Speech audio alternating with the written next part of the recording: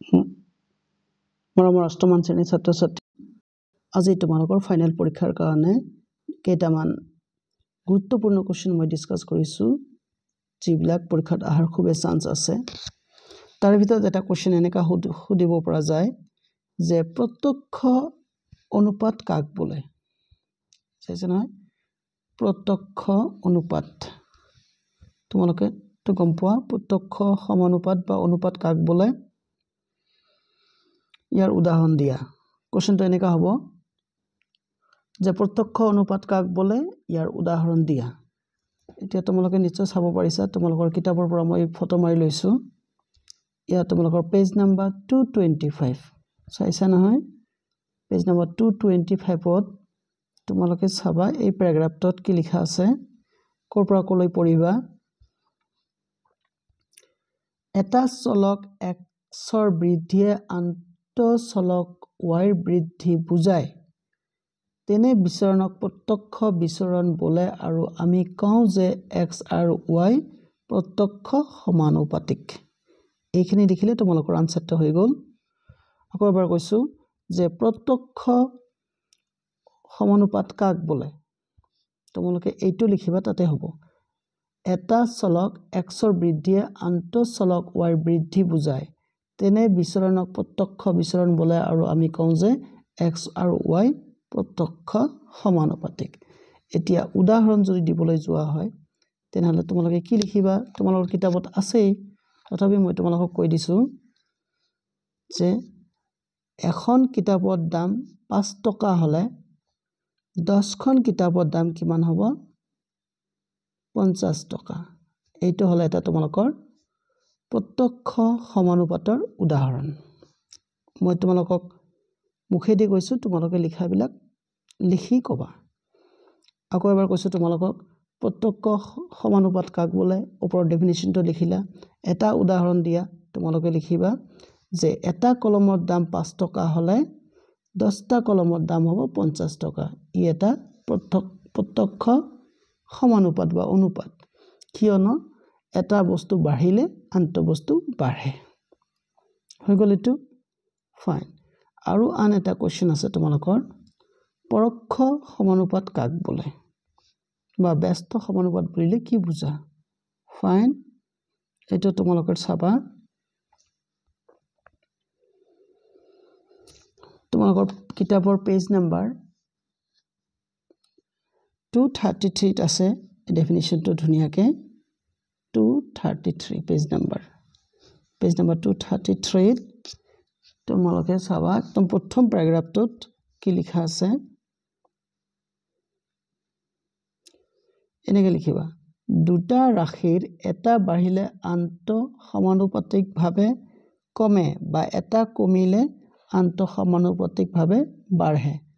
মানে লিখিলা, এনেবোৰ ক্ষেত্ৰত x আৰু yক ব্যস্ত সমানুপাতিক বোলা হয়।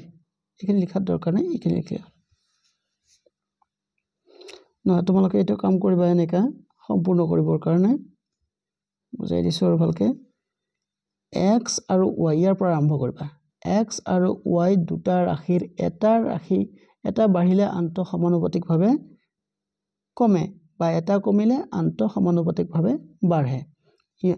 তাৰপিছত এনেবোৰ ক্ষেত্ৰত x আৰু yক ব্যস্ত সমানুপাতিক বোলা হয় বা পৰোক্ষ সমানুপাতিক বুলি কোৱা হয়।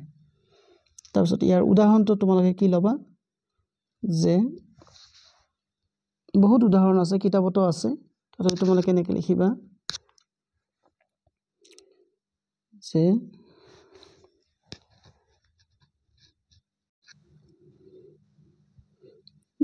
দহজন মানুহে এটা কাম কৰিবলৈ যদি তোমালোকৰ ধৰি লোৱা 20 দিন লাগে, 10জন মানুহে যদি এটা কাম কৰে 20 দিন লাগে, তেনে ক্ষেত্ৰত এজন মানুহে কামটো কৰিবৰ হ'লে কিমান দিন লাগিব? 200 দিন লাগিব। আকৌ এবাৰ কৈছোঁ, 10জন মানুহে এটা কাম কৰিবলৈ 20 দিন সময় লাগে, তেনে ক্ষেত্ৰত এজন মানুহে কামটো কৰিবলৈ 200 দিন সময় লাগিব। ইয়াত চাইছা নহয়, ইয়াত আমাৰ আগতে মানুহ কিমান আছিল? 10জন, মানে 10 জন মানুহ 20 দিন লাগছিল এতিয়া একজন মানুহৰ কাৰণে বেছি দিন লাগিল তেনেকৈ মানুহ বাঢ়িল মানে কাম কম দিন লাগে মানুহ কমিল মানে কাম বেছি দিন লাগে এটা বাঢ়িল মানে আনটো কমিল গতিকে এইটো হ'ব তোমালোকৰ পৰোক্ষ অনুপাতৰ উদাহৰণ আৰু যদি তোমালোকে ষ্টাইলিষ্ট ভাৱে ক'ব বিচাৰিছা উদাহৰণটো যে আমি যিমানেই বাঢ়ি থাকো সিমানে আমাৰ পৃথিৱীৰ পৰা আয়ু কমি যায় আমি যিমানেই ডাঙৰ হৈ থাকো সিমানেই পৃথিৱীৰ পৰা আমাৰ আয়ু কমি যায় এইটো এটা আমাৰ পৰোক্ষ অনুপাতৰ উদাহৰণ এনেকৈ তোমালোকে লিখিব পাৰিবা এইটো খুব ইম্পৰ্টেন্ট কোৱেশ্চন তোমালোকে মেমৰাইজ কৰি কাৰণ এইবোৰ খুবেই দৰকাৰী বেছিভাগ ষ্টুডেণ্টে কৰে কি ডেফিনিশ্যন বিলাক মুখস্থ নকৰে পিছত গৈ ঝামেলা হৈ যায় তোমালোকে সেইকাৰণে মুখস্থ কৰিবা আৰু চেপ্টাৰ 14 ৰ পৰা important question important short question তোমাৰ ইতিমধ্যে দুই এটা দিয়া হৈছে আৰু কেইটামান মই তোমালোকক দিবলৈ লৈছো এতিয়া ধৰি লোৱা তোমালোকৰ এটা কোৱেশ্চন আছে এনেকা যে উৎপাদক বিশ্লেষণ কৰা ধৰি লোৱা তোমালোকৰ এনেকা আছে 10x স্কয়াৰ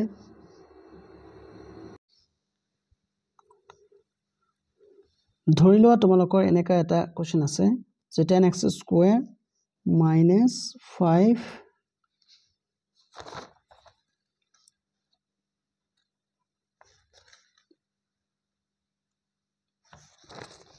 xy স্কয়াৰ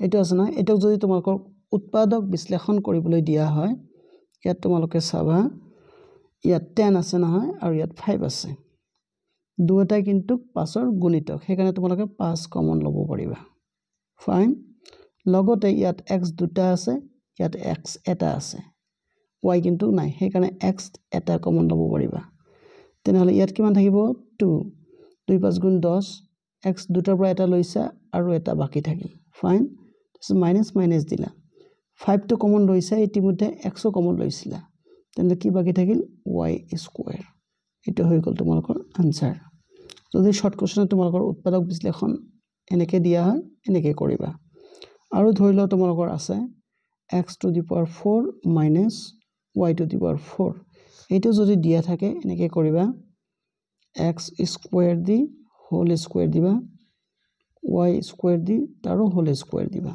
দিলা নহয় তাৰপিছত চাবা এইটো কিন্তু ফৰ্মুলাটা আহিছে a square minus b square formula তোমালোকে লিখিবা x square plus y square আৰু এটা হ'ব x square minus y square fine লিখিলা তাৰ পিছত আকৌ লিখিবলৈ আছে এটা যেটো প্লাস আছে ইয়াৰ কোনো ফৰ্মুলা নাই হুবহু লিখিলা আৰু এটোত আকৌ কেনেকা হল a plus b into a minus b এই ফৰ্মুলাত পৰি এনেকা হৈ গল এটা হ'ব তোমালোকৰ আনসাৰ এই কেইটা তোমালোকে শৰ্ট কোৱেশ্চন ভালদৰে পঢ়িবা আৰু তোমালোকৰ শৰ্ট কোৱেশ্চনৰ ভিডিও বিলাক দিয়া হ'ব তোমালোকে চাই থাকিবা আৰু পুৰা দমে প্ৰেক্টিস কৰিবা যাতে তোমালোকে 50 ৰ ভিতৰত 50 পাব পৰা তোমালোকৰ ফাইনাল এক্সামিনেশনত আশা কৰিছো ভিডিওটো ভাল পাবা লাইক কমেন্ট শেয়াৰ কৰিবা আৰু প্লিজ মোৰ চেনেলটো সাবস্ক্ৰাইব কৰিবা সোৱাৰ কাৰণে ধন্যবাদ